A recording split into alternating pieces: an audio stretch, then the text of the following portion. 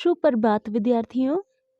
आज हम प्रेमचंद जी द्वारा लिखी गई कहानी बड़े घर की बेटी पढ़ेंगे। बच्चों, कल हमने पढ़ा था कि बेनी माधव सिंह के दो बेटे थे, श्रीकंठ और लाल बिहारी। बड़े बेटे श्रीकंठ का विवाह ठाकुर भूप सिंह की बेटी आनंदी के साथ हुआ। आज हम इसके आगे की कहानी पढ़ेंगे। आनंदी जब विवाह करके अपने नए घर में आई तो उसने वहाँ का रंग ढंग कुछ और ही देखा। उसके मायके जैसा ऐश्वर्य वहाँ नहीं था। वह एक सीधा सादा देहाती गृहस्थ का मकान था। आनंदी समझदार थी।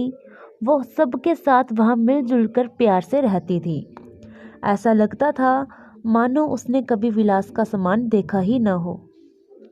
एक दिन दोपहर के समय लाल बिहारी सिंह दो चिड़िया मारकर लाया और बावच यानी अपनी भाभी आनंदी से कहा कि इन्हें जल्दी से पका दो।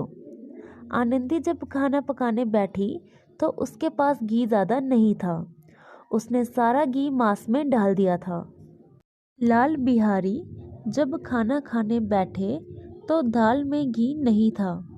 उनके पूछने पर आनंदी ने बताया कि सारा घी मांस में पड़ गया है। लाल बिहारी भूख के कारण पागल से हो गए थे। लाल बिहारी ने अपनी भाभी को ताना मारते हुए कहा कि तुम्हारे मायके में तो जैसे घी की नदियां बहती हैं। आनंदी मायके की निंदा न सुन सकी। उसने भी अभिमान की भाषा में कहा, हाथी मरा भी तो 9 लाख का। वहाँ इतना घी तो रोज नाई का हार ही खा जाते हैं। यह सुनकर लाल बिहारी क्रोध से जल गया।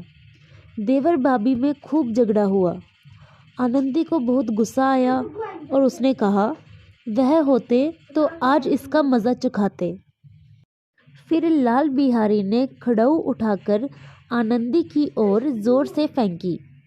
आनंदी ने हाथ से खड़ाऊ रोकी पर उसकी उंगली में चोट लग गई। श्रीकंठ सिंह शनिवार को घर आया करते थे।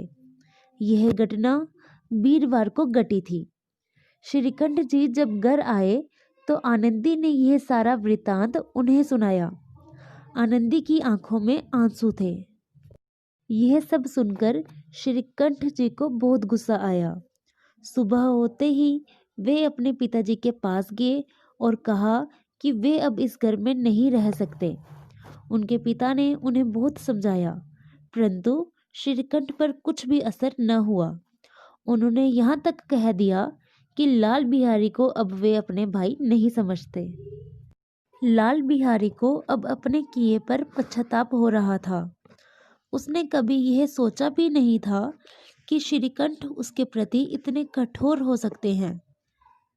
लाल बिहारी अब अपनी भाभी आनंदी से कहते हैं, भाभी भैया ने जो निश्चय किया है कि अब वे उसका मुख भी नहीं देखना चाहते, इसलिए अब वह घर छोड़कर जा रहा है ताकि फिर उन्हें उसका मुख न देखना पड़े।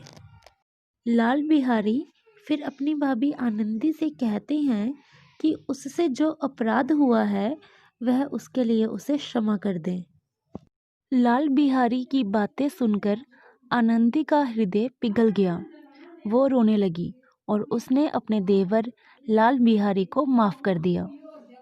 आनंदी ने श्रीकंठ को भी समझाया। श्रीकंठ ने अपने भाई लाल बिहारी को माफ कर दिया और उसे गले लगा लिया। दोनों भाई फूट फूट कर रोने लगे। लाल बिहारी ने सिसकते हुए कहा कि अब कभी भी वो अपने भाई को ऐसा नहीं कहे कि वो उसका मुख भी नहीं देखना चाहता। इसके अलावा वो उसे जो भी दंड देंगे वो स्वीकार करेगा। श्रीकंठ ने भी उसे आश्वासन दिया और कहा कि भगवान चाहेंगे तो फिर ऐसा अवसर ही नहीं आएगा। बेनी माधव सिंह जी ने जब अपने दोनों बेटों को गले मिलते हुए देखा तो वो आनंद से पुलकित हो गए और बोल उठे कि बड़े घर की बेटियां ऐसी ही होती हैं, जो बिगड़ता हुआ काम बना लेती हैं। गांव के लोगों ने भी आनंदी की बहुत प्रशंसा की और कहा कि बड़े घर की बेटियां ऐसी ही होती हैं, जो बिगड़ा हुआ काम बना लेती हैं, जो एक संयुक्त परिवार को टूटने से बचाती हैं। इस तरह आनंदी ने अपने व्यवहार से बड़े घर की बेटी होने का परिचय दिया। बच्चों, इस कहानी का उद्देश्य बड़े घर की बेटी की उदारता और उसके उच्च संस्कारों पर प्रकाश डालना है। आनंदी अपने विवेक और व्यवहार के बल पर एक संयुक्त परिवार को टूटने से बचा लेती है। धन्यवाद विद्यार्थियों। मैं उम्मीद करती हूँ कि आपको यह कहानी समझ आई होगी।